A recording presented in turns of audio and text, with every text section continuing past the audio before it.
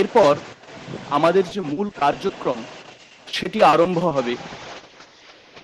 আমরা কল্যাণবাবু কল্যাণবাবুকে অনুরোধ করেছি এই একটি বিষয়, নির্দিষ্ট বিষয়ে আমরা নির্বাচন করেছি, সেই বিষয়ে তার মূল্যবান বক্তব্য উপস্থাপনের জন্য। কল্যাণবাবু এবিএনসিল কলেজের সংস্কৃত বিভাগের অধ্যাপক।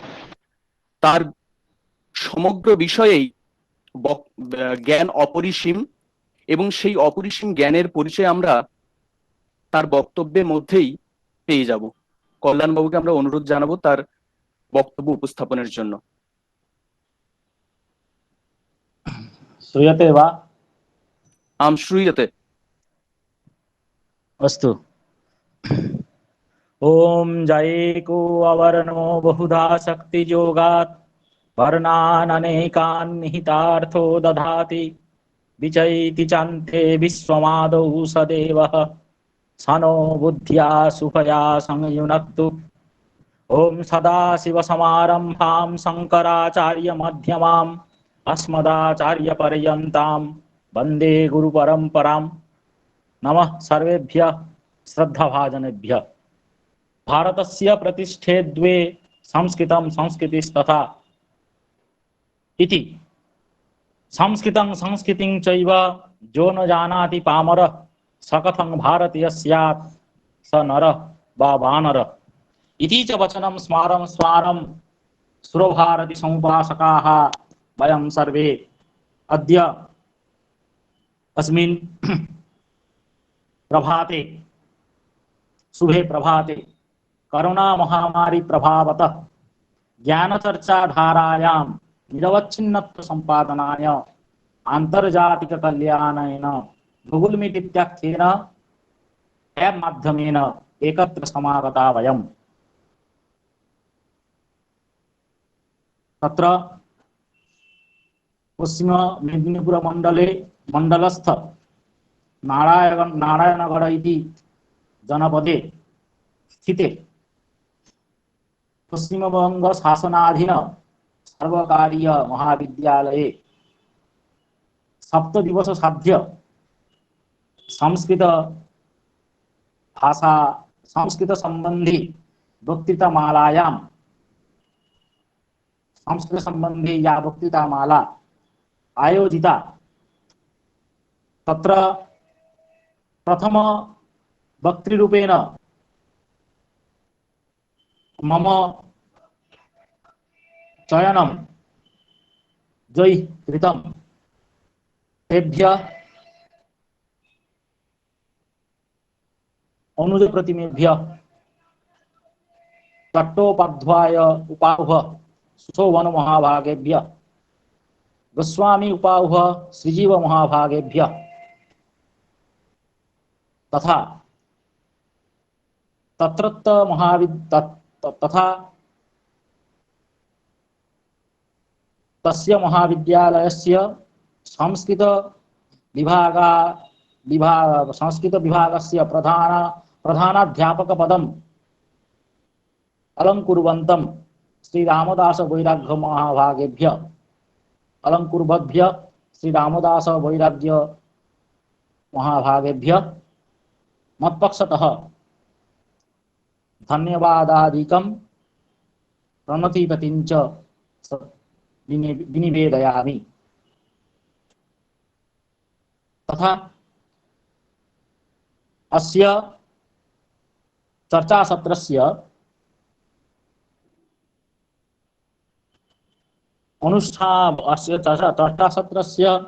अनुष्ठातृरूपेण जेषां साहाय्यं सर्वादौ सर्वाग्रे च अपेक्षितं वर्तते तेषाम् अध्यक्ष महाभागानां बादल कुमार जाना महोदयानां प्रति मम श्रद्धां प्रणामादिकं च विनिवेद्यते। तथा महाविद्यालयस्य आभ्यन्तरीण उत्कर्ष मूल्यायन विभागस्य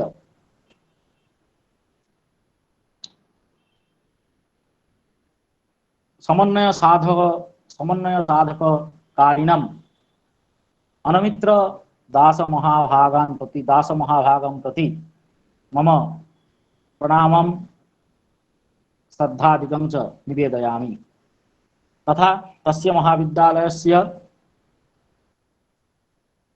शिक्षक संसदः सभापति पदम् अलंकुर्वन्तं अनिर्वाण राय महोदयं प्रति मम कर्तव्यं विज्ञापयामि। सेमिनार सब कमिटी इति विभागस्य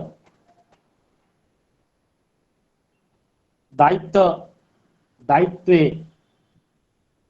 ज अध्यापकः वर्तते श्रीयुक्त ऐशिक दासगुप्त महोदय तं प्रति अपि मम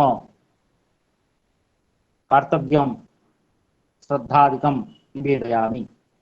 तथा बंगभाषा विभागस्य अध्यापकं सौगत मुखोपाध्यायं प्रति मम कर्तव्यं विनिवेदयामि। अयमारम्भः शुभाय भवतु सर्वेषां छात्राणां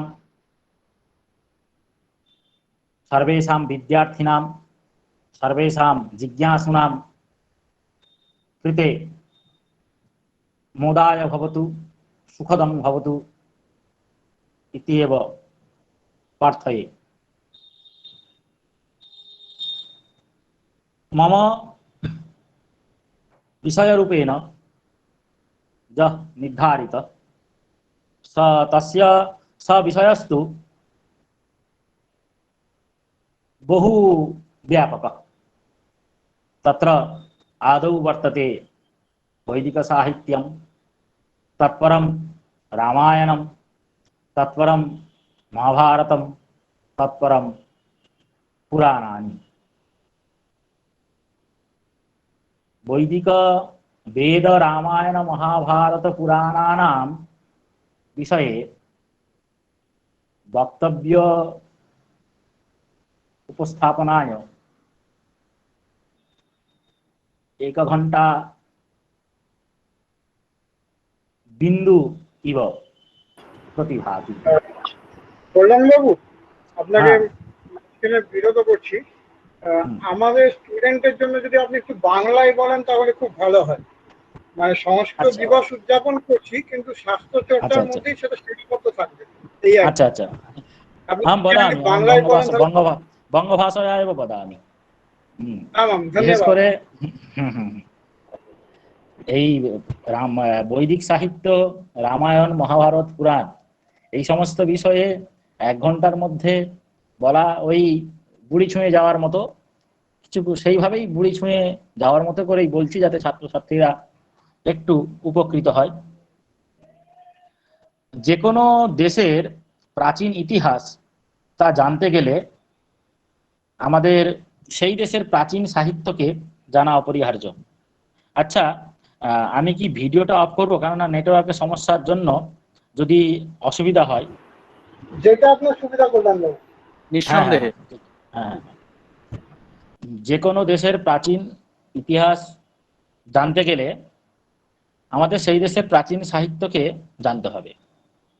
কারণ রাজনৈতিক ইতিহাস বা অর্থনৈতিক ইতিহাস, সেগুলোর মধ্যে সেই দেশের বা সেই জাতির হৃৎস্পন্দন পাওয়া যায় না। সেই হৃৎস্পন্দন পেতে গেলে সেই দেশের সেই জাতির সাহিত্যকেই আশ্রয় করতে হবে। কেন? আমরা জানি সাহিত্য হচ্ছে সমাজের দর্পণ। মানুষ যা ভাবে, যা চিন্তা করে, মানুষের সাথে মানুষের যে সম্পর্ক, তার বুনন ধরা পড়ে সাহিত্যের মধ্যে। কোনো ঐতিহাসিক কোনো ঘটনা, সেগুলো মধ্যে কোনো জাতির বা কোনো দেশের ক্রমবিকাশের ধারাটা ধরা পড়ে না। ধরা পড়ে সেই দেশের বা সেই জাতির মানসিক চিন্তাধারা, তার ক্রমবিকাশটা দেখলেই সেই জাতির বা সেই মানব সভ্যতার ক্রমবিকাশের ধারাটি ধরা পড়ে। প্রাচীন ভারতীয় সাহিত্যের যে সূত্রপাত, শুরু হয়েছে বৈদিক সাহিত্য দিয়ে। কারণ বৈদিক সভ্যতার আগে হয়তো সিন্ধু সভ্যতা ছিল কি ছিল না, বা তারও আগে কোনো সভ্যতা ছিল কি ছিল না, সেগুলো সম্বন্ধে আমরা প্রত্নতাত্ত্বিক নিদর্শন পাই, বিভিন্ন পাত্র পাত্র পাই, কিন্তু সেই বৈদিক সাহিত্যের আগে যে যে সভ্যতাগুলো ছিল তার সাহিত্যিক নিদর্শন কিছু পাই না। একমাত্র এই পৃথিবীর বুকে যতগুলো সভ্যতা এসছে তার মধ্যে সর্বাপেক্ষা প্রাচীন সভ্যতাগুলোর মধ্যে যে বৈদিক সভ্যতা অন্যতম, সেই বৈদিক সভ্যতার কি আমরা সেই বৈদিক সভ্যতার ক্ষেত্রে একমাত্র সাহিত্যিক নিদর্শন রূপে আমরা বেদকে পাচ্ছি।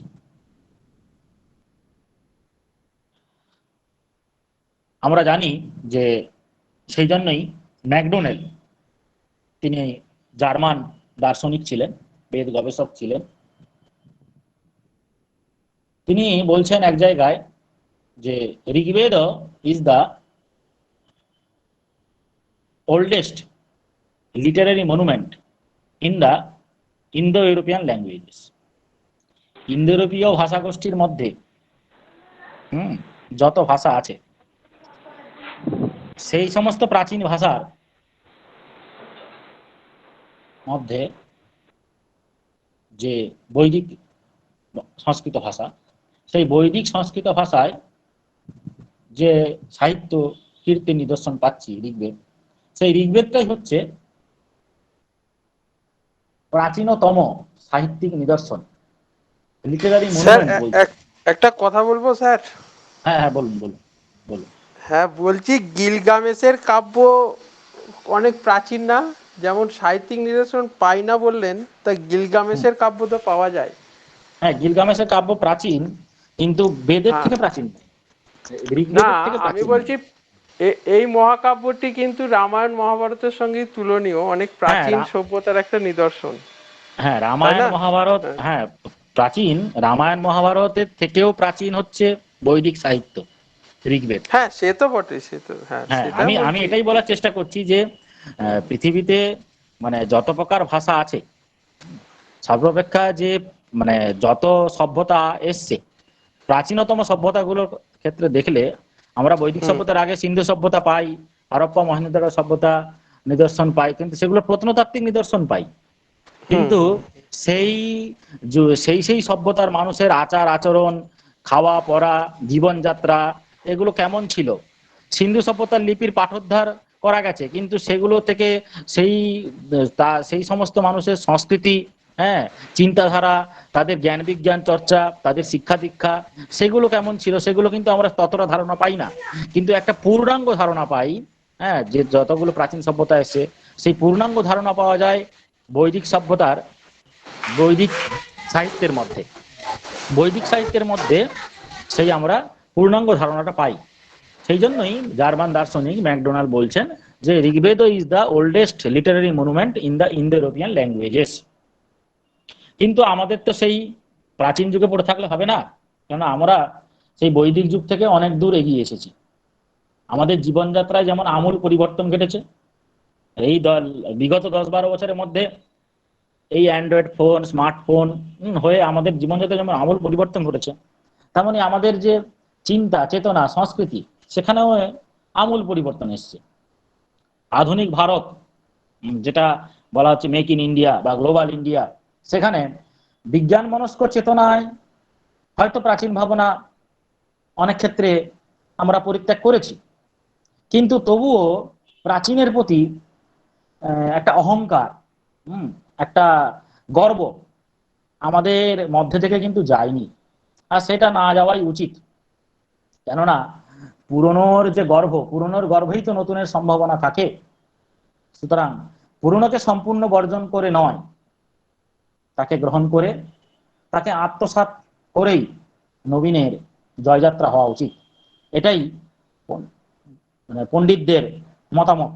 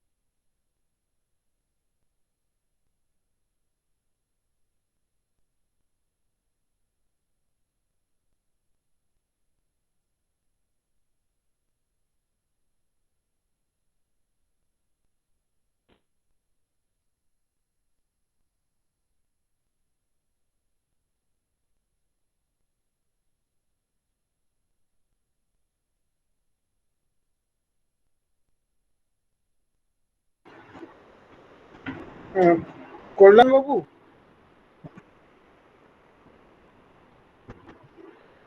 তোমরা কি কল্যাণবাবুর আওয়াজ শুনতে পাচ্ছ? না না, উনি লেফট হয়ে গেছেন।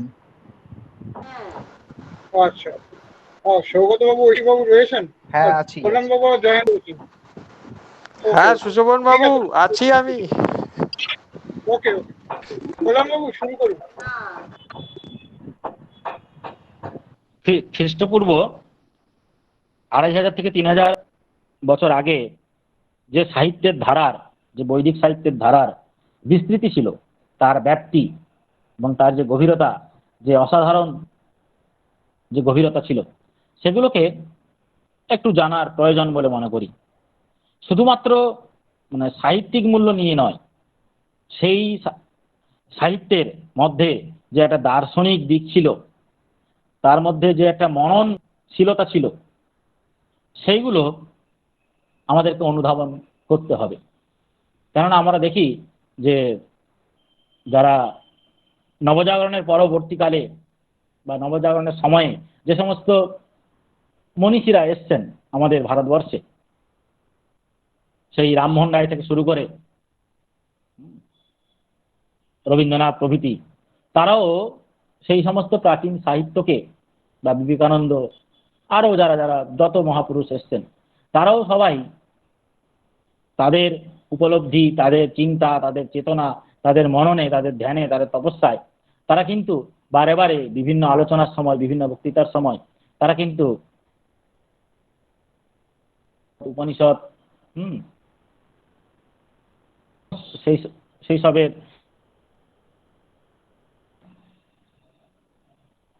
সেখান থেকেই আমাদের আজকে বৈদিক সাহিত্যের আলোচনা সূত্রপাত করতে হবে। এখন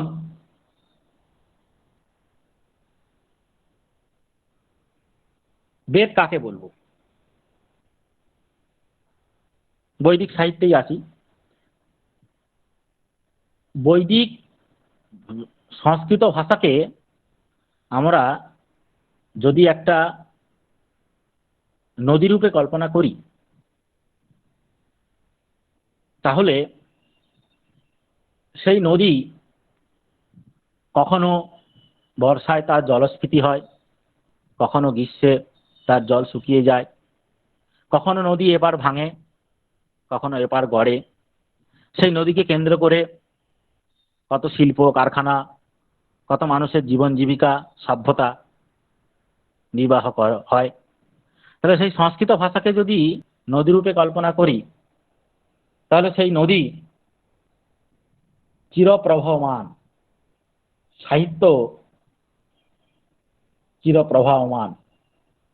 অনাদি অনন্তকাল ধরে মানুষ যবে থেকে তার মনের ভাব প্রকাশ করতে শিখেছে ভাষার মাধ্যমে, মানুষের ভাব প্রকাশের মাধ্যমই হলো তো ভাষা। তার বেদনা, সুখ, দুঃখ, আনন্দ সে যখন অপরের সাথে শেয়ার করে, অপরের সাথে যোগাযোগ করে, তার সেই যোগাযোগের মাধ্যম হলো ভাষা। ভাষা হচ্ছে একটা মানুষের সাথে আরেকটা মানুষের সেতুর কাজ করে, সেতু বন্ধনের কাজ করে। এপারের মানুষ ওপারে যায়, ওপারের মানুষ ওপারে আসে সেতুর মাধ্যমে। ঠিক তেমনই একটি মানুষ তার মনের সমস্ত কিছু ভাব সে অপর মানুষকে জানায় ওই ভাষারূপ সেতুকে আশ্রয় করে। সেই ভাষার ফর্ম বিভিন্ন রকম, তামিল, তেলেগু, তার আকার, তার ফর্ম বিভিন্ন রকম। কোন সেতুটা সবুজ রং করা, কোন সেতুটা লাল রং করা, কোন সেতুটা হলুদ রং করা, কিন্তু মুখ্য উদ্দেশ্য হচ্ছে তার মনের ভাব প্রকাশ। তাহলে মানুষ যবে থেকে তার মনের ভাব প্রকাশ করতে শিখেছে ভাষার মাধ্যমে, তবে থেকেই তো ভাষার সূত্রপাত। তাহলে এই পৃথিবীতে মানুষ, মানব জাতি, শুধু মানুষ নয়, মানুষ ছাড়া অন্যান্য প্রাণীরাও, তারাও ভাষার, তাদের ভাব আদান প্রদানের জন্য তারা বিভিন্ন আকার, ইঙ্গিত, ইশারা মাধ্যমে তারা চেষ্টা করে। তাহলে সেই ভাষা হচ্ছে মানুষের ভাব প্রকাশের মাধ্যম। সেই ভাষাকে আশ্রয় করেই মানুষের সাথে মানুষের সম্পর্ক, মানুষের সভ্যতার উন্নয়ন হয়। তাহলে সেই ভাষা সাহিত্যে রূপ নিতে সময় লাগে। কারণ আমরা দৈনন্দিন জীবনে আমরা যে ভাষা ব্যবহার করি, সেখানে আমাদের দৈনন্দিন জীবনে আমরা যে কথা বলি, যে যোগাযোগ করি, সেগুলো সাহিত্য হয় না। সেগুলো আমাদের দৈনন্দিন প্রয়োজন মেটানোর জন্য আমরা সেই ভাষা ব্যবহার করি।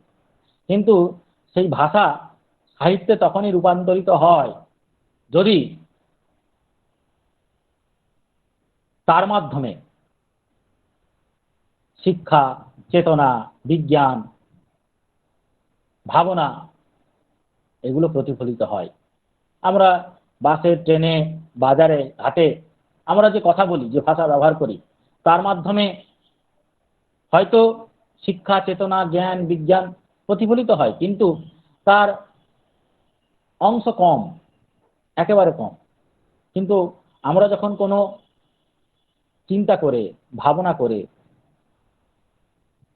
যখন কোনো নিজের বক্তব্য, নিজের লেখা, কোনো গবেষণা উপস্থাপন করি, বলি, বা কোনো ভাবনা সেটাকে রূপ দিই, তখনই সেটা শুধু একজনের মাধ্যমে, একজনের, দুজনের মধ্যে সীমাবদ্ধ থাকে না।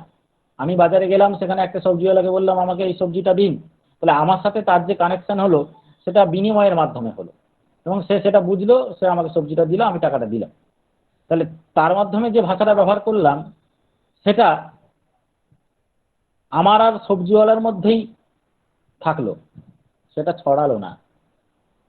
কিন্তু কবি, সাহিত্যিক, প্রাবন্ধিক, ঔপন্যাসিক, গল্পকার তারাও বাজার করে, তারাও সবজিওয়ালা, মাছওয়ালার সাথে ইন্টারাকশন করে, কিন্তু তারা যখন তাদের মনের ভাবনা, চিন্তা, সেগুলো যখন তারা লেখে কবিতার মাধ্যমে, গল্পের মাধ্যমে, উপন্যাসের মাধ্যমে, নাটকের মাধ্যমে লিখে যখন সেটা প্রকাশে আনে, এবং সেটা যখন সবার পড়ে, তখন শুধু তার ব্যক্তিটা ওই একজনের মধ্যে সীমাবদ্ধ থাকে না, সেটা ছড়িয়ে যায়। সবাই সেই লেখার মধ্যে তাদের মনের কিছু না কিছু ভাবনা, চিন্তা, ভালো লাগা, খারাপ লাগা সেই কবির লেখার মাধ্যমে তারা পায়, আনন্দ পায়। এবং তখনই সেই ভাষা তার ক্ষুদ্র গণ্ডি পেরিয়ে সাহিত্যের অনন্ত অসীম সম্ভাবনায় ছড়িয়ে যায়, তখনই সাহিত্যের সৃষ্টি হয়। ঠিক সেইভাবেই বেদের যুগে, আজ থেকে হাজার হাজার বছর আগে, খ্রিস্ট জন্মের আগে, মুনি ঋষিরা, আমরা যাকে মুনি বলি বা ঋষি বলি, মুনি মানেই যে তাদের দাড়ি থাকবে, তারা গেরুয়া বসন পড়বে, হ্যাঁ, তা কিন্তু নয়। মুনি ঋষিরা তারা যে সবসময় তারা যে একটা অন্য জগতের লোক, তাও কিন্তু নয়। তারা আমাদের মতোই মানুষ ছিল, আমাদের মতোই তারা, তাদের দুই পা, দুই হাত, চোখ, কান, নাক, মুখ সবই ছিল। তারা তারা কিসের জন্য ঋষি? তারা চিন্তা করতেন বলে ঋষি, মনন করতেন বলে তারা ঋষি। ধ্যান, তপস্যা, ধ্যান তপস্যা মানে বনে চলে যাওয়া, তা কিন্তু নয়। তারা এই সমাজের, এই জগতের সত্য, সত্য কি, সেই সত্য অনুসন্ধানে তারা সচেষ্ট ছিলেন, এবং তাদের সেই উপলব্ধিগুলোই তারা আমাদের মাধ্যমে, তারা বেদের মন্ত্রের মাধ্যমে, বৈদিক মন্ত্রের মাধ্যমে, বৈদিক সাহিত্যের মাধ্যমে দিয়ে গেছেন গুরু শিষ্য পরম্পরা অনুসারে। সেই জন্যই বেদের অপর নাম শ্রুতি। অর্থাৎ ঋষিরা, মুনিরা, তারা তপস্যার মাধ্যমে, ধ্যানের মাধ্যমে, চিন্তা, গভীর মননের মাধ্যমে তারা যেভাবে সমাজকে দেখেছেন, যেভাবে তৎকালীন সমাজকে দেখেছেন, যেভাবে মানুষের এর সম্পর্কগুলোকে তারা যেভাবে দেখেছেন, বিশ্লেষণ করেছেন, সেগুলোকেই তারা মন্ত্রের মাধ্যমে বলে গেছেন। সেই জন্য তারা এক একজন চিন্তাবিদ, তাদের সেই দেখার মধ্যে তাদের সেই দৃষ্টির মধ্যে দর্শন ছিল, বিজ্ঞান ছিল, জ্ঞান ছিল, চেতনা ছিল। তারা সেই সত্য অনুসন্ধানের জন্য তারা সর্বদা সচেষ্ট ছিলেন। সেই জন্যই তারা ঋষি আখ্যায়িত হয়েছেন, মুনি আখ্যায়িত হয়েছেন। যাই হোক, এই মুখবন্ধটুকু করে আমি ছাত্রছাত্রীরা যাতে তাদের সিলেবাস ওরিয়েন্টেড তারা যাতে একটু পড়াশোনা করতে পারে সেইভাবে যাচ্ছি, সেইভাবে বলার চেষ্টা করছি। সেই যে বৈদিক সাহিত্য প্রকাশিত হয়েছে বৈদিক সংস্কৃত ভাষার মাধ্যমে। সংস্কৃত ভাষার দুটি রূপ, বৈদিক সংস্কৃত সাহিত্য আর লৌকিক সংস্কৃত সাহিত্য।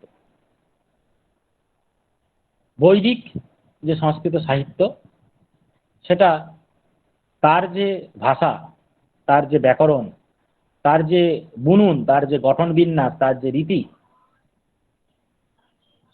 স্টাইল, সেটা লৌকিক সংস্কৃত ভাষার থেকে কিছুটা আলাদা। তার সেই বৈদিক সংস্কৃত ভাষার মাধ্যমে যে বৈদিক সাহিত্য গড়ে উঠেছে সেখানে কিছু কিছু বৈশিষ্ট্য আছে যেগুলো লৌকিক সংস্কৃত ভাষায় নেই। মূল যে বৈশিষ্ট্য সেটা হচ্ছে স্বর। বৈদিক সংস্কৃত ভাষা স্বরের উপর অনেকাংশে নির্ভরশীল। উদাত্ত, অনুদাত্ত, স্বরিত, এই তিনটি বৈদিক সংস্কৃত ভাষার স্বীকৃত তিনটি স্বর, যেটা লৌকিক সংস্কৃত ভাষায় রামায়ণ, মহাভারত, পুরাণ প্রভৃতি লৌকিক সংস্কৃত ভাষায় রচিত রামায়ণ, মহাভারত, পুরাণ বা পরবর্তীকালে আরো বিভিন্ন কাব্য, মহাকাব্য, সেগুলোতে দেখা যায় না। এছাড়াও ব্যাকরণগত অনেক পার্থক্য আছে, শব্দের অর্থগত অনেক পার্থক্য আছে।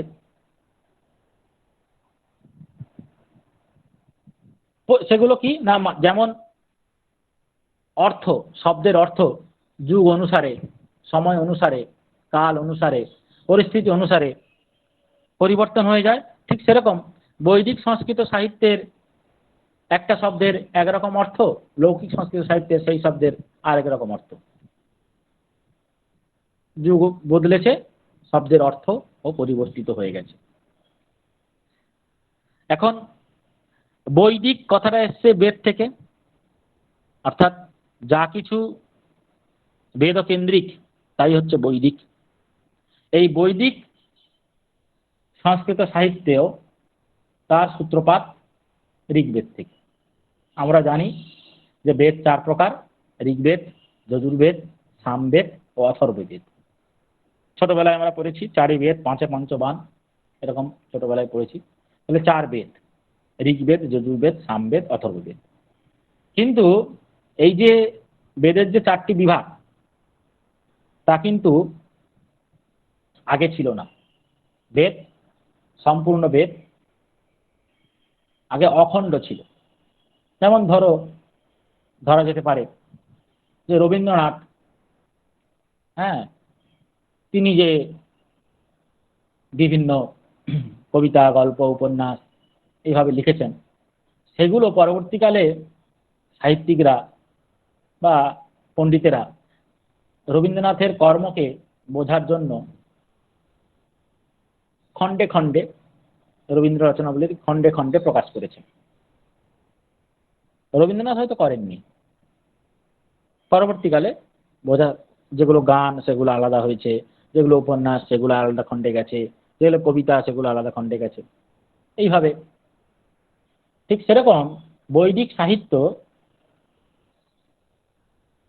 মানে বেদ অখণ্ড ছিল, একত্রে ছিল। পরবর্তীকালে বেদব্যাস বা তার আরেক নাম ব্যাসদেব, যিনি যমুনার দ্বীপে জন্ম হয়েছিল বলে, যমুনার দ্বীপে জন্ম হয়েছিল বলে নাম দ্বৈপায়ন, দ্বীপ থেকে দ্বৈপায়ন। তার গায়ের রং কালো ছিল বলে তার নাম হচ্ছে কৃষ্ণ, মহর্ষি কৃষ্ণ দ্বৈপায়ন বেদব্যাস। তিনি এই সমগ্র বেদকে, অখণ্ড বেদকে তিনি 4টি খণ্ডে 4টি ভাগে ভাগ করেছিলেন: ঋগ্বেদ, যজুর্বেদ, সামবেদ, অথর্ববেদ। এবার তিনি কেন ভাগ করতে গেলেন? তিনি কেমন? তিনি তো বেদকে যদি তিনি তো অনেক পরবর্তীকালের, তা বেদ তো বেদব্যাসেরও অনেক আগে। তো তিনি তার কি এমন ক্ষমতা ছিল যে তিনি বেদকে ভাগ করলেন? তিনি বেদকে ভাগ করলেন যাতে পরবর্তী প্রজন্ম তাদের বুঝতে সুবিধা হয়, তাদের পড়তে সুবিধা হয়। তিনি দেখলেন, তিনি বেদকে যে ভাগ করলেন রচনা রীতিকে আশ্রয় করে। তিনি দেখলেন যে যে বেদ একত্রে ছিল, অখণ্ড ছিল, সমগ্র ছিল, সেখানে তিনি দেখলেন বেদ তো মন্ত্রময়, ঋষিদের মনন থেকে যা উত্থিত হয়েছে তাই মন্ত্র। বৈদিক সাহিত্য সেটা ঋষিদের মনন থেকেই, মননের মন্থন থেকেই, ঋষিদের মনে, ঋষিরা তাদের মনে বারবার চিন্তা করতে করতে, বারবার মনন করতে করতে, বারবার ধ্যান করতে করতে, অধ্যবসায়ের দ্বারা তারা যে সত্য দর্শন করেছিলেন, যে জ্ঞান লাভ করেছিলেন, সেটাই তার শিষ্য পরম্পরা ক্রমে বিলিয়ে দিয়ে গেছেন। এবং তার কোনো লিখিত রূপ প্রথম অবস্থায় ছিল না, অর্থাৎ গুরু শিষ্যকে শেখালেন, শিষ্য সেও যখন গুরুর সমান হলো তার শিষ্যদের শেখালেন। এইভাবে গুরু শিষ্য পরম্পরায়, গুরু শিষ্য তার শিষ্য, গুরু শিষ্য প্রশিষ্য, এইভাবে গুরু শিষ্য প্রশিষ্য পরম্পরায় বেদ শুনে শুনে মেমোরিতে, এখনকার দিনে যেমন আমাদের আর মনে রাখার দরকার নেই, এমন টেকনোলজি এসছে, মেমোরি কার্ড থেকে আরম্ভ করে, হ্যাঁ, টিভি থেকে আরম্ভ করে সবাই, যে ওই মেমোরি কার্ডে রেখে দিলেই হয়ে যাবে, মেমোরি কার্ডই মেমোরি। আমরা আমাদের নিজেদের স্মৃতিশক্তি খরচ করি না। কিন্তু তখনকার দিনে তারা সেই বারবার অভ্যাসের দ্বারা, বারবার উচ্চারণের দ্বারা, বারবার আবৃত্তির দ্বারা গুরু শিষ্য তার শিষ্য গুরু প্রদত্ত গুরুমুখী বিদ্যা মনে রাখত। সেই জন্য তার অপর নাম ছিল শ্রুতি। শুনে শুনে মনে রাখা হতো, সেই জন্য বেদের অপর নাম শ্রুতি। কিন্তু পরবর্তীকালে যখন মানুষের মেধা, স্মৃতিশক্তি ক্রমশ হ্রাস পাচ্ছে, ক্রমশ লোভ হচ্ছে, তখন সেটা বিভিন্ন পুঁথি বা তার লেখার প্রয়োজনীয়তা, লিখে রাখার প্রয়োজনীয়তা অনুভব হলো, এবং সেটা অখণ্ডই ছিল। পরবর্তীকালে বেদব্যাস তিনি দেখলেন যে এই যে বৈদিক মন্ত্র সমষ্টি, তার যে রচনা রীতি, তার তিনটে প্রধানত স্টাইল, তিনটি প্রধানত রচনা রীতি। একটা হচ্ছে শ্লোকাকারে ছন্দবদ্ধ রচনা, যার নাম হচ্ছে ঋক। তাই মহর্ষি জৈমিনী বলছেন তার পূর্বমীমাংসা সূত্র গ্রন্থে যে তেষাম ঋক যত্র অর্থব্যসেন পাদব্যবস্থা, সেই মন্ত্রগুলোকেই ঋক বলবো, অর্থাৎ ঋষিদের মনন থেকে উদ্ভূত যে উপলব্ধি বা যে সাহিত্য, সেই সাহিত্যের মধ্যে যেগুলো অর্থবশেন, অর্থ অনুসারে পাদ ব্যবস্থা, শ্লোকে আমরা জানি পাদ থাকে, চরণ থাকে, অর্থাৎ ছন্দবদ্ধ শ্লোকাকারে রচিত যে মন্ত্র রচনা প্রকার, তাকেই নাম দেয়া হলো ঋক। তেষাম ঋক যত্র অর্থবশেন পাদ ব্যবস্থা। আবার বেদব্যাস দেখলেন যে আরেক প্রকার মন্ত্র আছে যেগুলোকে যজ্ঞের সময় গান করে পড়া হচ্ছে। অর্থাৎ যে মন্ত্রগুলো আমরা দেখি এখনকার দিনে হ্যালো, যে অনেক, শোনা যাচ্ছে?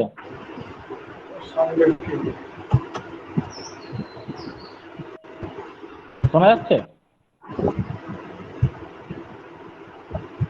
হ্যাঁ কল্যাণদা, শোনা যাচ্ছে। হ্যাঁ, আমরা দেখি এখনকার দিনে যে অনেক কবিতা, সেগুলোকে কোনো শিল্পী গান করে আবৃত্তি করছে। ঠিক সেরকম যজ্ঞের সময় যে ঋগ্বেদের মন্ত্রগুলোকে গান করে গাওয়া হতো, সেগুলোই নাম দেয়া হলো সাম, গীতিষু সামাখ্যা। আর আরেক প্রকার মন্ত্র দেখলেন বেদব্যাস, যেগুলো গান করেও পড়া হতো না, আবৃত্তি করেও পড়া হতো না, সেগুলো ফ্ল্যাট মানে গদ্য স্টাইলে রচনা, যেমন আমরা উপন্যাস পড়ি, গল্প পড়ি, সেগুলোকে তিনি নাম দিলেন যজুঃ। শেষে যজুঃ শব্দ, শেষে মানে অবশিষ্ট, অবশেষে, অর্থাৎ পদ্যাত্মক আর গীতাত্মক, গানাত্মক, এই দুটো মন্ত্র রচনার স্টাইলকে বাদ দিয়ে যেটা পড়ে থাকলো সেটা হচ্ছে যজুঃ। তাহলে ঋগ্বেদ, যজুর্বেদ, সামবেদ। তাহলে ঋগ্বেদের মন্ত্র পদ্যাত্মক, শ্লোকবদ্ধ, শ্লোকে যেমন চরণ বিন্যাস থাকে সেরকম চরণ বিন্যাস, চরণে বিন্যস্ত। আর সামবেদের মন্ত্র গানাত্মক, গীতাত্মক। আর যজুর্বেদের মন্ত্র সেগুলো গদ্যাত্মক। এই তিনটে স্টাইল ছাড়াও আর এক প্রকার মন্ত্র আছে যেগুলো উভয়াত্মক, তাকে বলা হলো অথর্ব। অর্থাৎ পদ্যাত্মকও বটে, আবার কখনো কখনো গদ্যাত্মকও বটে, সেগুলোকে তিনি নাম দিলেন অথর্ববেদ। এই চারটে বেদকেই একত্রে বলা হয় ত্রয়ী। কিন্তু ত্রয়ী তো তিনটের সমাহার, তাহলে ত্রয়ীর মধ্যে কি করে অথর্ববেদের অন্তর্ভাব হয়, এরকম একটা প্রশ্ন, আপত্তি আসতে পারে। এ বিষয়ে সায়নাচার্য প্রভৃতি ভাষ্যকাররা, মহর্ষি জৈমিনী প্রভৃতি দার্শনিকরা তারা মীমাংসা করেছেন। একদল বলতেন যে ঋগ্বেদের মন্ত্র সেটা হোতা যজ্ঞস্থলে আবৃত্তি করছেন, তাহলে ঋগ্বেদের মন্ত্রগুলো প্রয়োগ হচ্ছে যজ্ঞে। যজুর্বেদের মন্ত্র, যজুর্বেদের পুরোহিত অধ্যর্যু তিনি যজ্ঞস্থলে সেই মন্ত্র বলে আহুতি দিচ্ছেন। আর সামবেদের পুরোহিত, মুখ্য পুরোহিত উদ্গাতা, তিনি গান করছেন যজ্ঞস্থলে। তাহলে এই তিনটে বেদের মন্ত্রই তো যজ্ঞে কাজে লাগছে, অথর্ববেদের মন্ত্র তো কোনো কাজে লাগছে না। তাই অথর্ববেদের মন্ত্রকে ত্রয়ীর অন্তর্ভুক্ত করতে আপত্তি অনেকের ছিল। কিন্তু সায়নাচার্য প্রভৃতি ভাষ্যকাররা বা পরবর্তীকালে অনেক মীমাংসকরা তারা বলছেন যে না, এই যে ত্রয়ী, বেদের যে অপর নাম ত্রয়ী, সেটা ওই কোন বেদের মন্ত্র যজ্ঞে প্রয়োগ হচ্ছে তা দেখে নয়। তা দেখলে তো অথর্ববেদের অনেক মন্ত্র যেগুলো অভিচার কর্ম, বা শান্তি সস্তয়ন প্রভৃতি অনেক কর্মে, অনেক অনুষ্ঠানে অথর্ববেদের মন্ত্র প্রয়োগ হয়। তাহলে তো যুক্তি খাটে না। সেই জন্য ত্রয়ীর মধ্যে অথর্ববেদকেও ধরা হয়। এখন প্রশ্ন হলো যে সায়েন্সের ক্ষেত্রে আমরা যেমন থিওরি আগে শিখি, তারপরে গিয়ে প্র্যাকটিক্যালটা করি, ঠিক তেমনি ওই প্রাচীন ভারতবর্ষে বা বৈদিক সভ্যতায় গুরুগৃহে 12 বছর ব্রহ্মচর্য আশ্রম পালন করতে হতো। সেখানে বিদ্যার্থীরা গিয়ে গুরুর কাছ থেকে বেদ, বেদান্ত, রামায়ণ, উপনিষদ, দর্শন প্রভৃতি তখনকার দিনে যা যা বিষয় পড়ানো হতো, এখনকার দিনের মতো ম্যানেজমেন্ট বা প্রভৃতি অনেক অনেক নতুন নতুন বিদ্যা হয়তো তখনকার দিনে ছিল না, থাকলেও থাকতে পারে। কিন্তু তখনকার দিনে যে যে বিদ্যাগুলো প্রচলিত ছিল সেগুলো গুরুগৃহে গিয়ে জীবনের প্রথম অবস্থায় সেগুলো শিষ্যকে শিখতে হতো। তারপরে তো সে তো শিখে এলো, সে তো অনেক শিখে টিকে একেবারে বেদ, বেদান্ত, দর্শন পড়ে মাথায় তার নিজের স্মৃতিশক্তিতে সব ধরে, স্মৃতিধর হয়ে সে ফিরে এলো ব্রহ্মচর্য আশ্রমে থেকে, সে গার্হস্থ আশ্রমে ফিরে এলো। ফিরে এসে এবার সে যে এত কিছু শিখলো, আমরা এই যে ছোটবেলায় এত কিছু পড়লাম, এত কিছু শিখলাম, কিন্তু আমাদের পড়াশোনা বা শিক্ষা বিদ্যা সেটা যতক্ষণ না পর্যন্ত অর্থকরী হচ্ছে ততক্ষণ সেটা ফলবতী হয় না। তাহলে যা শিখলাম সেটা যতক্ষণ না পর্যন্ত প্র্যাকটিক্যালি আমাদের কাজে লাগছে ততক্ষণ পর্যন্ত সেই বিদ্যা আমাদের কাছে অনর্থই থেকে যায়। ঠিক তেমনি গুরুগৃহে তারা 12 বছর ধরে ব্রহ্মচর্য আশ্রমে যে বেদ, বেদান্ত প্রভৃতি শিখলো, তা সেগুলো তো প্রয়োগ করতে হবে গার্হস্থ আশ্রমে এসে। অর্থাৎ যেটা বলতে চাইছি যে প্রাচীন ভারতবর্ষের বৈদিক সভ্যতায় 4টি যে আশ্রম ছিল, ব্রহ্মচর্য, গার্হস্থ, বানপ্রস্থ, সন্ন্যাস, এই 4টি আশ্রমের সাথে এই বৈদিক সাহিত্য একেবারে ওতপ্রোতভাবে জড়িত। সেটা পরে আসছে আলোচনায়। সেখানে আমরা দেখব যে তারা বৈদিক মন্ত্র যেগুলো শিখলো সেগুলোকে তারা ব্রহ্মচর্য গার্হস্থ আশ্রমে গিয়ে সেগুলো প্রয়োগ করছে। কেন? মন্ত্র আমি শিখলাম, মন্ত্রের সার্থকতা তার প্রয়োগে। আমনায়স্য ক্রিয়ার্থত্বাৎ, এরকম জৈমিনী বলছেন।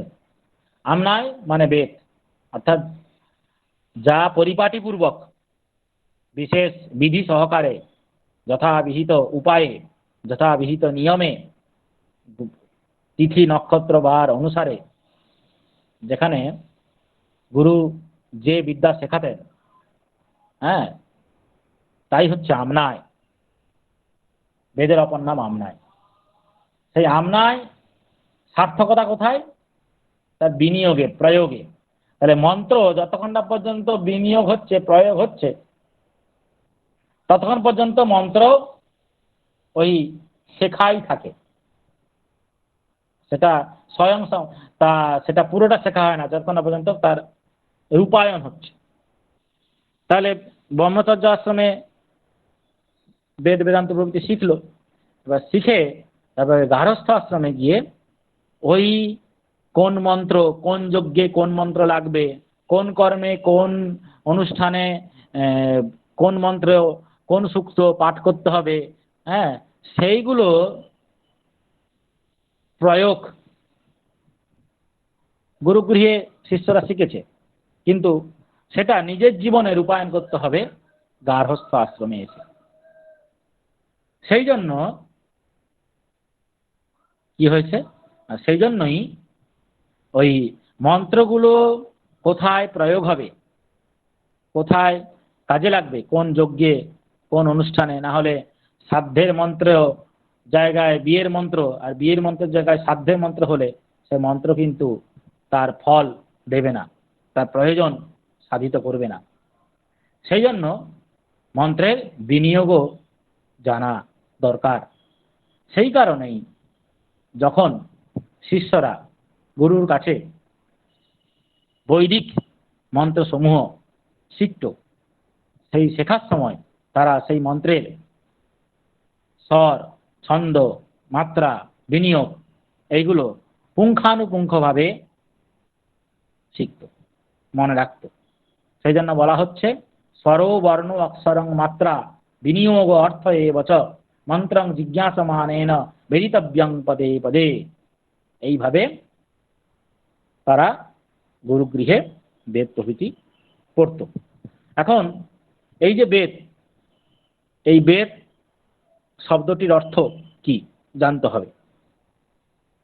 আমরা জানি শব্দ দু প্রকার হতে পারে, একটা ব্যুৎপন্ন আর একটা অব্যুৎপন্ন। বি উৎপন্ন, ব্যুৎপন্ন।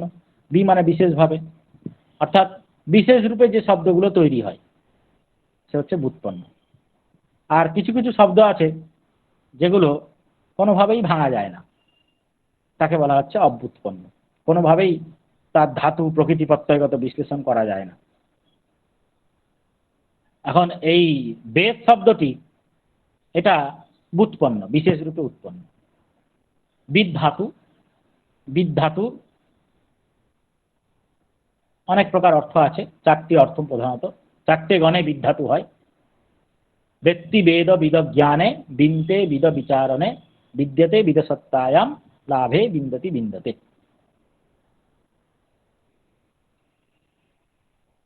তার মধ্যে অদাদিগণীয় যে বিদ্ধাতু, চারটে গণ, অদাদিগণ, রোধাদিগণ, দিবাদিগণ, এইভাবে এরকম বিদ্ধাতুর উপায়। সেই অদাদিগণীয় যে বিদ্ধাতু, সেই অদাদিগণীয় বিদ্ধাতুর সাথে বা অস্প্রত্যয় করে, তাহলে বিদ্ধাতুর অর্থ হচ্ছে ব্যক্তি বেদ বিদ জ্ঞানে। জ্ঞানে ব্যক্তি বেদ বিদ জ্ঞানে। বিদ্ধাতুর জ্ঞান অর্থে রূপ হয় ব্যক্তি বেদ, এটা অদাদিগণী। বিনতে বিদ বিচারণে, বিচার করা অর্থে, হ্যাঁ, বিদ্ধাতুর রূপ হয় বিনতে। বিদ্যতে বিদ সত্তায়া, বিদ্ধাতুর আরেকটা অর্থ হচ্ছে থাকা, সত্তা, বর্তমানতা, অস্তিত্ব। সত্তা অর্থে বিদ্ধাতুর রূপ হয় বিদ্যতে, স গৃহে বিদ্যতে। লাভে বিন্দতি বিন্দতি, লাভে, লাভ মানে প্রাপ্তি, কোনো কিছু প্রাপ্তি অর্থে রূপ হয় বিন্দতি বা বিন্দতে। বিকল্প রূপ হয়, যেমন অসমান, অস্মাকম ন, সেরকম বিন্দতি বিন্দতে।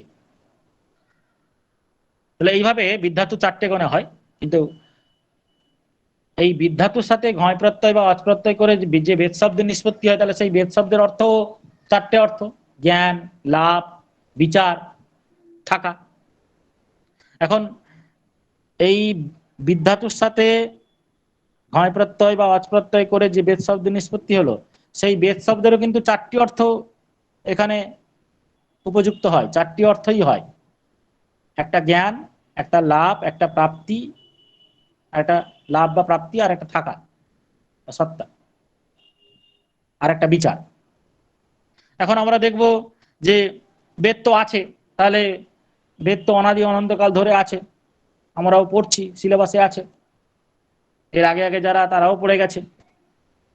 তাহলে তার সত্তা, তাহলে এখানে বেদ শব্দের অর্থ সত্তা ধরি, সেটাও হবে সত্তা।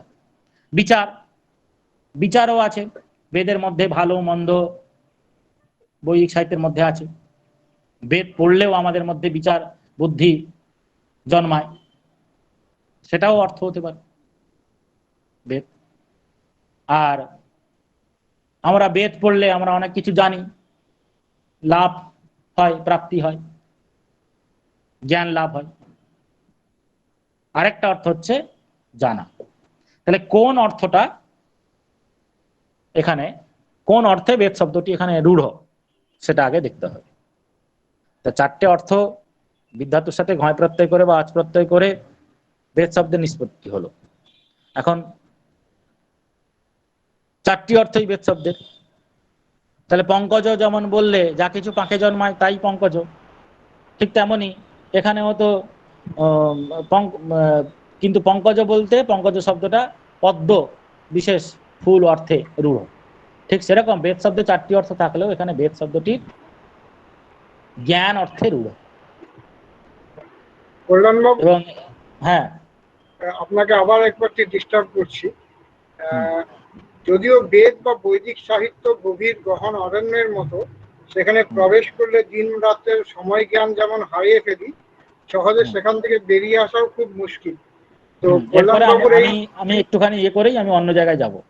তাত্ত্বিক আলোচনা, তো ওনাকে আমি অনুরোধ করব যেন উনি বৈদিক সাহিত্যের অপর দিকগুলো সম্বন্ধে খুব সংক্ষেপে আলোচনা করেন। হ্যাঁ, হ্যাঁ, হ্যাঁ, হ্যাঁ। যাই ঠিক হোক, আছে, বলুন। হুম, এরপরে তাহলে বেদ শব্দটির জ্ঞান অর্থে রূঢ়। তাহলে বেদ শব্দের আক্ষরিক অর্থ হচ্ছে অতীন্দ্রিয় জ্ঞান বা পরম জ্ঞান বা অলৌকিক জ্ঞান। অর্থাৎ যে সাহিত্য পড়লে, যে সাহিত্য ধ্যান ধারণা অধ্যয়ন করলে আমাদের সেই অলৌকিক অতীন্দ্রিয় জ্ঞান জন্মাবে, তাই হচ্ছে বেদ। সেই অলৌকিক অতীন্দ্রিয় জ্ঞানের একটা জ্ঞানকে ধরার, ছোঁয়ার একটা মাধ্যম হলো বৈদিক সাহিত্য। এই বৈদিক সাহিত্যের 4টি স্তর কল্পনা করা হয়। একটা ব্রাহ্মণ সংহিতা বা মন্ত্রভাগ, যার মধ্যে শুধু মন্ত্রগুলো আছে। মন্ত্রসমূহের সংকলন হচ্ছে সংহিতা। তা 4টি বেদ হলে 4টি সংহিতা: ঋক সংহিতা, সাম সংহিতা, যজুঃ সংহিতা, অথর্ব সংহিতা। তারপরে ব্রাহ্মণ সাহিত্য, ব্রাহ্মণ অর্থাৎ সেই বৈদিক মন্ত্রগুলো একত্র সংকলন হলো ঋগ মন্ত্র একত্র সংকলন, সাম মন্ত্র একত্র সংকলন, যজুর মন্ত্র একত্র সংকলন, অথর্ব মন্ত্র একত্র সংকলন। এগুলো হয়ে গেল সংহিতা। এটা একটা স্তর। তারপরের সিঁড়িটা হলো ব্রাহ্মণ। অর্থাৎ ঋগ্বেদের অনেকগুলো ব্রাহ্মণ আছে, দুটো ব্রাহ্মণ প্রধানত, ঐতরেয় ব্রাহ্মণ আর সাংখ্যায়ন ব্রাহ্মণ। তারপরে সামবেদের ব্রাহ্মণ আছে, যজুর্বেদের ব্রাহ্মণ আছে, অথর্ববেদের ব্রাহ্মণ আছে। এরপরে আসছে কি আরণ্যক। অর্থাৎ মন্ত্রগুলো কোথায় কোথায় বিনিয়োগ হবে, প্রয়োগ হবে, তার জ্ঞান আছে, তার আলোচনা আছে ব্রাহ্মণে।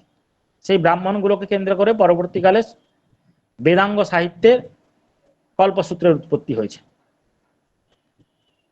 এরপরে আসছে আরণ্যক। অর্থাৎ মন্ত্র এবং ব্রাহ্মণ এই দুটো যে স্তর, এই দুটো হচ্ছে কর্মকাণ্ড। অর্থাৎ মন্ত্র আগে গুরুগৃহে পড়লাম, এবার ব্রাহ্মণও পড়লাম গুরুগৃহে, কিন্তু গারস্থ আশ্রমে গিয়ে আমি সেই মন্ত্রগুলো কোথায় কোন যজ্ঞে প্রয়োগ হবে সেটা আমরা জানছি ব্রাহ্মণে। এরপরে আসছে যে স্তর, সেটা হচ্ছে আরণ্যক এবং উপনিষদ। আরণ্যক এবং উপনিষদ এই দুটো হচ্ছে জ্ঞান কাণ্ড। অর্থাৎ আগে হলো কর্মকাণ্ড, মন্ত্র এবং ব্রাহ্মণ নিয়ে কর্মকাণ্ড, সেখানে কর্মের আলোচনা আছে, কর্ম সংক্রান্ত আলোচনা আছে। তারপরে আরণ্যক এবং উপনিষদে জ্ঞান আলোচনা আছে। অর্থাৎ একটা বিষয়ে আমি একটা কাজ করছি, কাজ করতে করতে করতে করতে আমার সেই কাজটার যে থিওরি, কাজটার যে তত্ত্ব, কাজটার যে মূল নির্যাস, সেটা উপলব্ধি হবে। সেই উপলব্ধিটা আছে জ্ঞান কাণ্ডে, আরণ্যকে এবং উপনিষদে। আরণ্যক উপনিষদ হচ্ছে জ্ঞান কাণ্ড। আরণ্যক হচ্ছে একটা স্তর আর উপনিষদ হচ্ছে আরেকটা স্তর। এই হলো বৈদিক সাহিত্যের প্রধানত 4টি স্তর। এই 4টি স্তরে যে যে গ্রন্থ পাওয়া যায় বা যে যে রচনা, যে যে বইগুলো পাওয়া যায়, এগুলো সবই অপৌরুষেয়। এগুলো কোনো পুরুষ কর্তৃক রচিত নয়। এগুলো সবই ঋষিদের দৃষ্ট, ঋষি মুনিদের দৃষ্ট। তারা কেউ এগুলোকে লেখেননি বা রচনা করেননি। তারা এই 4টি স্তরে যা কিছু আমরা পাবো সেগুলো সবই মন্ত্র এবং সবই ঋষিদের তপস্যার মাধ্যমে, ধ্যানের মাধ্যমে উপলব্ধ। সেই উপলব্ধ সত্যটা ঋষিরা তাদের প্রশিষ্যের মাধ্যমে দিয়ে গেছে। এই 4টি স্তর নিয়ে প্রধানত মূলত বৈদিক সাহিত্য গড়ে উঠেছে। কিন্তু সেই বৈদিক সাহিত্যকে বোঝার জন্য পরবর্তীকালে বৈদিক সাহিত্যকে বোঝার জন্য, সহজে বোঝার জন্য, জাতি ধর্ম বর্ণ স্ত্রী পুরুষ নির্বিশেষে যাতে সেই আপাত কঠিন নারকেল ফলের মতো আপাত কঠিন বৈদিক মন্ত্রের, ব্রাহ্মণ বচনের, আরণ্যক বচনের, উপনিষদ বচনের তাৎপর্য বোঝার জন্য পরবর্তীকালে সহায়ক রূপে আরেকটা সাহিত্যের সৃষ্টি হয়েছিল, আবির্ভাব হয়েছিল, তার নাম বেদাঙ্গ সাহিত্য। সেই বেদাঙ্গ 6টা: শিক্ষা, কল্প, ব্যাকরণ, নিরুক্ত, ছন্দ, জ্যোতিষ।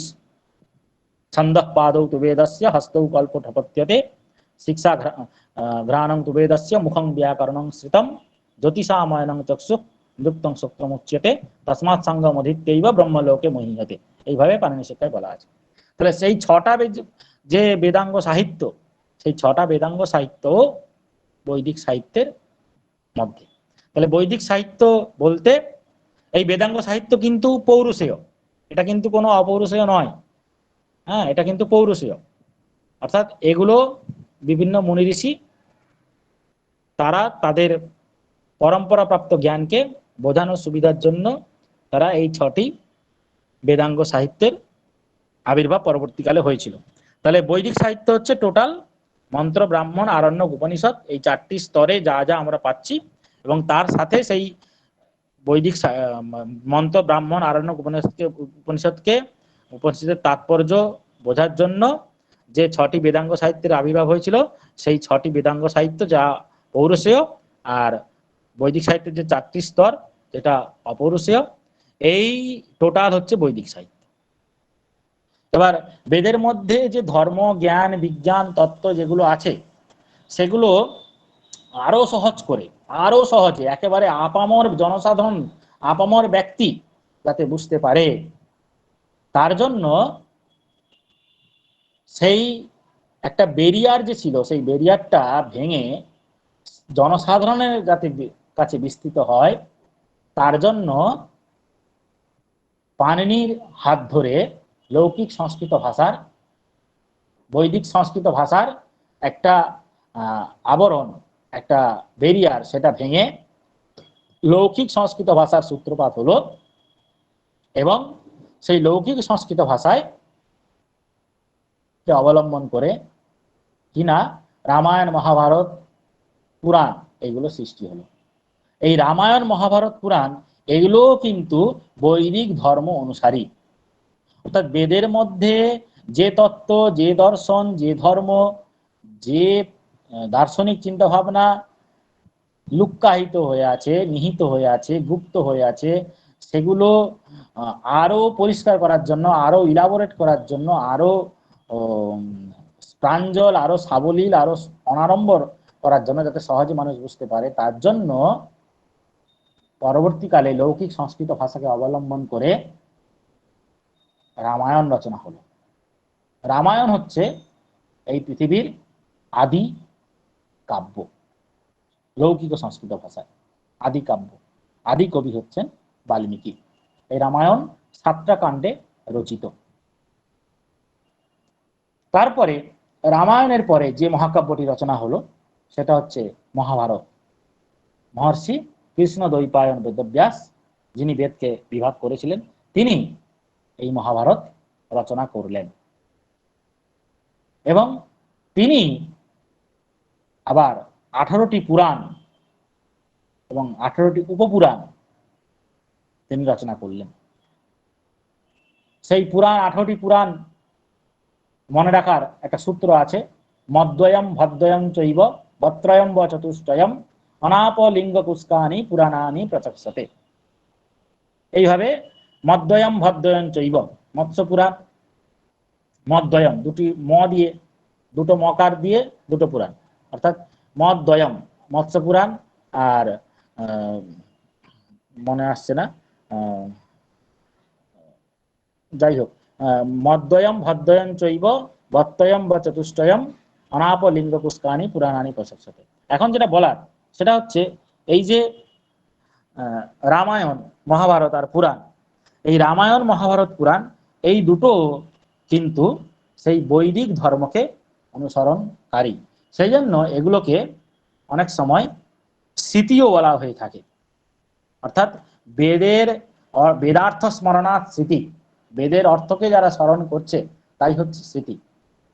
সেই জন্য ওই রামায়ণ, মহাভারত এবং পুরাণের মধ্যে সেই প্রাচীন যে পরম্পরা, আগত যে জ্ঞান, সত্য জ্ঞান, বেদকে বেদের মধ্যে যা নিহিত আছে, সেই বেদের মধ্যে নিহিত সত্য জ্ঞান, দর্শন, সেগুলোকেই কি না আরো সহজ করে জাতি, ধর্ম, বর্ণ, স্ত্রী, পুরুষ নির্বিশেষে যাতে সকলেই সেই বৈদিক যজ্ঞের অনুষ্ঠান, যে বিভিন্ন দেবদেবী, তাদের তাৎপর্য, সেই বৈদিক ধর্ম, দর্শন, দার্শনিক তত্ত্ব, সেগুলো যাতে সহজে বুঝতে পারে, সহজে উপলব্ধি করতে পারে, সেগুলো যাতে আভাস পায়, তার জন্য বাল্মীকি রামায়ণ রচনা করলেন, বেদব্যাস মহাভারত রচনা করলেন।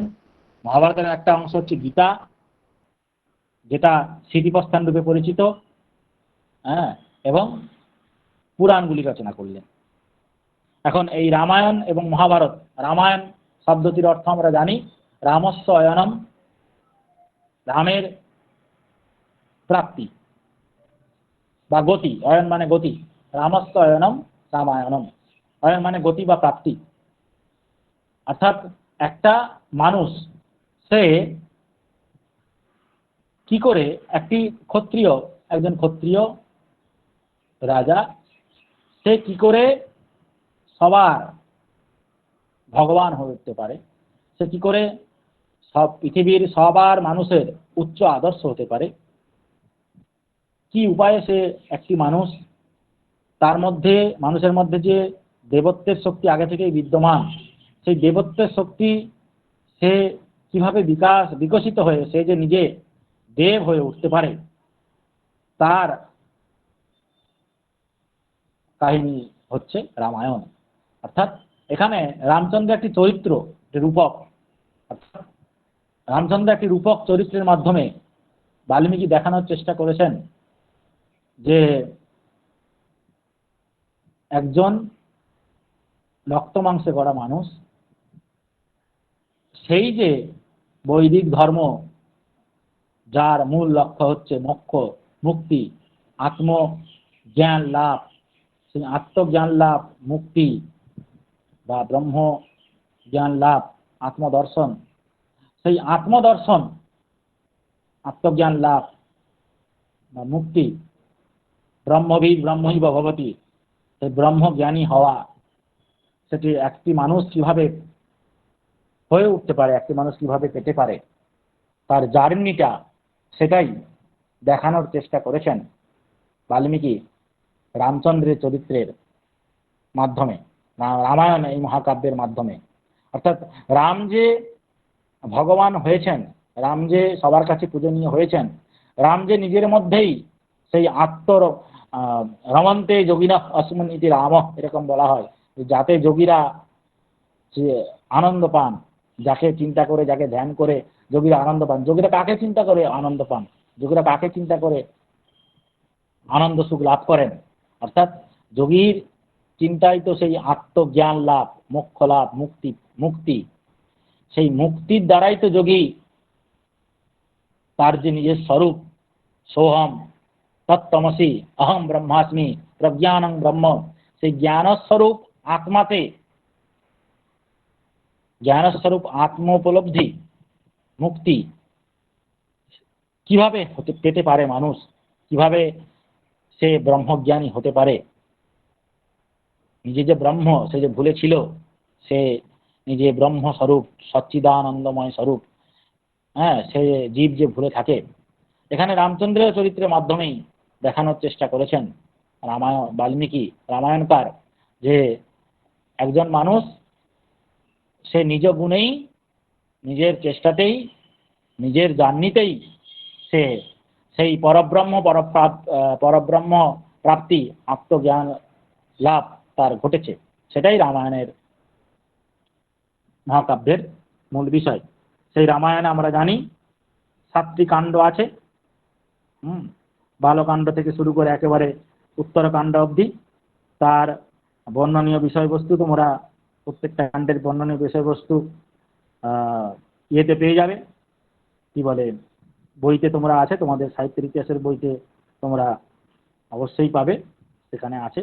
এবং সেই রামায়ণ যে কাব্য, সেটা তার যে প্রভাব ভারতীয় সাহিত্যে, অন্যান্য সাহিত্যে যে কতখানি, তা আমরা সবাই জানি।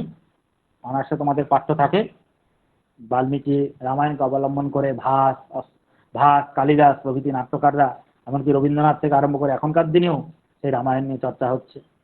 আবার মহাভারত ব্যাসদেবের রচিত যে মহাভারত মহাকাব্য, সেই মহাভারত মহাকাব্য যেটি 18টি পর্বে বিভক্ত, সেখানেও যে কৌরব এবং পাণ্ডব বংশের যে যুদ্ধ, কৌরব পাণ্ডব বংশের বিভিন্ন ব্যক্তির যে ক্যারেক্টার, সেগুলো আমাদের সমাজ জীবনে ইতস্তত যে ছড়িয়ে আছে তার একটা উজ্জ্বল দৃষ্টান্ত। এবং সেই মহাভারতেরও মুখ্য লক্ষ্য হচ্ছে কিন্তু সেই কিভাবে মানুষ তার নিজের উন্নতি, নিজের অভ্যুন্নতি পেতে পারে, আত্মজ্ঞান লাভ করতে পারে তা। এবং মহাভারতের একটা অংশ যে গীতা, সেই গীতার মধ্যেও ভগবান শ্রীকৃষ্ণ অর্জুনকে গীতার যে ভীষ্ম পর্ব, সেই ভীষ্ম পর্বের 25 থেকে 42তম যে 18টি অধ্যায়, সেটাই গীতা আমরা অভিহিত। সেই গীতাতে, গীতার মাধ্যমে কিভাবে মানুষ 4টি যোগকে আশ্রয় করে, রাজযোগ, ভক্তিযোগ, জ্ঞানযোগ, কর্মযোগ, এগুলোকে আশ্রয় করে কিভাবে সেই আত্মজ্ঞান, আত্মোপলব্ধি পেতে পারে, এটাই হচ্ছে, এই লক্ষ্যই মহাভারত তার মহাভারত রচনা করেছেন। আর পুরাণ, পুরাণ তো আমরা জানি যা পুরনো হয়েও নতুন তাই হচ্ছে পুরাণ। পুরাণ অবৈব ভাতি তদেব পুরাণম, কি না, যা পুরনো পুরাতন হয়েও নতুনের মতো মনে হয়, ওল্ড ইজ গোল্ড আর কি। পুরাণেও কি সেই বৈদিক ধর্ম, পুরাণের লক্ষণ আমরা জানি 5টা: স্বর্গস্থ প্রতিস্বর্গস্থ বংশমন্বন্তরাণি চ বংশানুসরিতং চৈব পুরাণং পঞ্চলক্ষণম। স্বর্গ মানে সৃষ্টি, প্রতিস্বর্গ মানে সৃষ্টির পর আবার সৃষ্টি, বংশ বিভিন্ন রাজবংশ, বিভিন্ন বংশের কাহিনী, মন্বন্তর এক একটা মনু, এক একটা যুগভেদ, বংশানুতরী, এই হচ্ছে পুরাণের 5টা লক্ষণ। এছাড়াও আরো 6টা লক্ষণ কথা বলা হয়েছে। কি? ভুবন বিস্তর, ভুবনের বিস্তার, দান ধর্ম বিধি, দান ধর্মের প্রশংসা, সাধ্যকল্প, বর্ণাশ্রম বিভাগ, ইষ্টাপূর্ত মানে হচ্ছে জনসাধারণের জন্য কাজকর্ম, দেবতা প্রতিষ্ঠা, এগুলো পুরাণের লক্ষণ রূপে বলা হচ্ছে। উৎপত্তিং প্রলয়ং চৈব বংশান মন্বন্তরাণি চ বংশানুচরিতং চৈব ভুবনস্য চ বিস্তরম দান ধর্ম বিধিং চৈব সাধ্যকল্পং চ শাশ্বতম বর্ণাশ্রম বিভাগং চ যথেষ্টাপূর্ত সঙ্গীতম দেবতানাং প্রতিষ্ঠাদি যচ্চ অন্যৎ বিদ্যতে ভুবি তৎসর্বং বিস্তরেণ ত্বং ধর্মং ব্যাখ্যাতুমর্হসি। এই হচ্ছে পুরাণ। পুরাণগুলো আবার ভাগ করা হয়েছে সাত্ত্বিক পুরাণ, রাজসিক পুরাণ, তামসিক পুরাণ হিসাবে। এই পুরাণ থেকেই পরবর্তীকালে এই আমাদের যে বিভিন্ন দেবদেবীর পূজা হয়ে থাকে, মূর্তি পূজা, দুর্গা মানে শক্তি পূজা, শৈব পূজা, এই সমস্ত মূর্তি কল্পনা পুরাণ থেকেই এসেছে। অর্থাৎ সেই বৈদিক ধর্মকেই প্রতিষ্ঠা করার জন্য রামায়ণ মহাভারত পুরাণের সৃষ্টি হয়েছে। রামায়ণ মহাভারত পুরাণ এর সৃষ্টি হয়েছে, উপপুরাণের সৃষ্টি হয়েছে। অর্থাৎ ভারতীয় যে সংস্কৃত সাহিত্য, তার যে মূল লক্ষ্য, মূল সুরটি কিন্তু সেই বৈদিক সাহিত্যের মধ্যেই বাঁধা। তা বৈদিক সাহিত্যের মূল সুরটি কিন্তু বেদের মাধ্যমেই উদ্ঘোষিত হয়েছে। অর্থাৎ ধর্মার্থ কাম মোক্ষ, ধর্ম অর্থ কাম, এই তিনটেকে ধর্মার্থ কামা সমমেব সেব্যা যো হেক শক্ত সজনো জগন্য। ধর্ম অর্থ কাম, এই তিনটেকে আমরা আমাদের এই জীবনে, এই যে মনুষ্য শরীরে আমরা সমানভাবে সমান চোখে আমরা উপভোগ করব। এবং ধর্মার্থ কাম সমানভাবে উপভোগ করার পরে আমাদের মধ্যে যখন উপলব্ধি আসবে যে না, ধর্মার্থ কামের মাধ্যমে আমাদের হয়তো সমানভাবে উপলব্ধি করলে আমাদের হয়তো স্বর্গসুখ প্রাপ্তি হবে, কিন্তু সেই স্বর্গসুখ কিছুকালের জন্য। ক্ষীণে পুণ্যে মর্তলোকং বিশন্তি, পুণ্য ক্ষয় হয়ে গেলে আমরা আবার সেই মর্তলোকে ফিরে আসতে হবে। সেই পুনরপি জননম পুনরপি মরণম পুনরপি জননী জঠরে শয়নম, পুনরায় জন্ম পুনরায় মৃত্যু, জন্ম মরণ চক্রে আমাদের আবর্তিত হতে হবে। তাই কি না, আমাদের যে মূল লক্ষ্য, বৈদিক সাহিত্যের মূল লক্ষ্য, সমগ্র সংস্কৃত সাহিত্যের মূল লক্ষ্য, মানুষ তার আত্মস্বরূপ, আত্ম উপলব্ধি যাতে ঘটতে পারে, অর্থাৎ সেই মোক্ষ। অর্থাৎ মোক্ষ মানে সমস্ত প্রকার ভববন্ধন, সাংসারিক বন্ধন থেকে, অজ্ঞানের ফলে আমাদের যে বন্ধন ঘটে, সেই বন্ধনের ফলেই আমাদের জন্ম হয়, মৃত্যু হয়, আমরা কষ্ট পাই, আমরা দুঃখ পাই, আমরা বেদনা হই, আমাদের বেদনা হয়। তাহলে এই দুঃখ, কষ্ট, বেদনা এখান থেকে আমাদের নিস্তার নেই, কিন্তু এখান থেকে নিস্তার পাওয়া সম্ভব। সেই নিস্তার প্রাপ্তির উপায় দেখানো হয়েছে বৈদিক সাহিত্যে, রামায়ণে, মহাভারতে, পুরাণে এবং অন্যান্য সংস্কৃতের যে বিভিন্ন আরো যে শাখাগুলো আছে, দর্শন, আয়ুর্বেদ প্রভৃতি। অর্থাৎ মুখ্য লক্ষ্য হচ্ছে মানুষের মুক্তি। মুক্তি একমাত্র লক্ষ্য মানুষের জীবনের।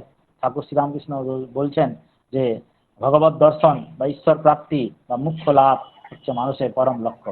সেই পরম লক্ষ্য পরম মুক্তি, হ্যাঁ, অর্থাৎ আত্মস্বরূপে বিলীন হয়ে যাওয়া, যাতে আর জন্মগ্রহণ না করতে হয়, তার জন্যই এই সংস্কৃত সাহিত্যের প্রচার প্রসার। এবং সেই বৈদিক সাহিত্যেই সেই পথ দেখিয়েছে। বৈদিক সাহিত্যকে অনুসরণ করে পরবর্তীকালে যা যা কিছু হয়েছে, সবারই মূল আলটিমেট চরম পরম লক্ষ্য হচ্ছে সেই আত্মজ্ঞান লাভ বা মোক্ষ লাভ। এই আত্মজ্ঞান লাভ বা মোক্ষ লাভের একটা উপায় বিভিন্ন পন্থা দর্শিত হয়েছে রামায়ণ, মহাভারত, পুরাণ প্রভৃতির মাধ্যমে। আমার বক্তব্য এটুকুই। সবাইকে অসংখ্য ধন্যবাদ। অনুজ, প্রতিম, সুশোভনকে, সৃজিতকে। অনেক কিছু বলার ছিল, এইটুকু সময়ের মধ্যে সবকিছু বলা যায় না, পুরো সাহিত্য কভার করা যায় না, অনেক সময় লাগে। যাই হোক,